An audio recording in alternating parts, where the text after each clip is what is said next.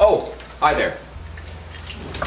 My name's Sean Laird, and I'm going to be talking to you all about mental illness. So stay tuned. We hope you enjoy. A mental disorder is a psychological pattern that is potentially reflected in behavior, and sometimes, or normally, connected with disability. Mental disorders are generally defined by a combination of how a person feels, acts, thinks, or observes. Mental illnesses can take many forms, just as physical illnesses do.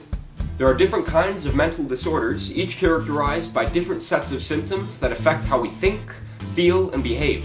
Symptoms can include depressed mood, extreme mood swings, disturbances in thought or perception, obsessions or fears, or other overwhelming feelings of anxiety. Around 20% of the world's children and adolescents are estimated to have mental disorders or problems, with similar types of disorders actually being reported across cultures. Yet regions of the world with the highest percentage of population under the age of 19 actually end up being the regions with the lowest amount of mental health resources. Most low and middle income countries have only one child psychiatrist for every 1 to 4 million people.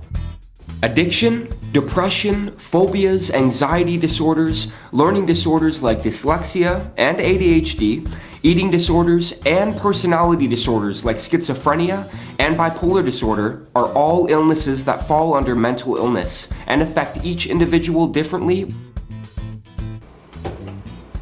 So, how common is it?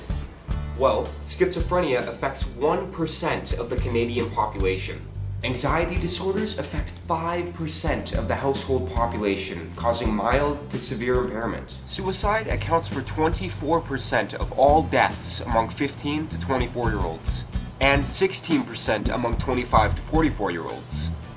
It is estimated that 10 to 20% of Canadian youth are affected by a mental illness or disorder, the single most disabling group of disorders worldwide.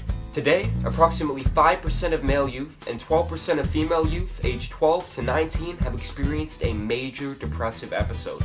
In order to increase the availability of mental health services, there are 5 key barriers that need to be overcome first. 1. The absence of mental health from the public health agenda and the implications for funding. 2. The current organization of mental health services. Number 3. The lack of integration within primary care. Number 4. Inadequate resources for mental health. Last but not least, and probably the most important, lack of mental health leadership. I hope I've taught you a thing or two about mental illnesses today. I'm Sean Laird. Stay informed, guys.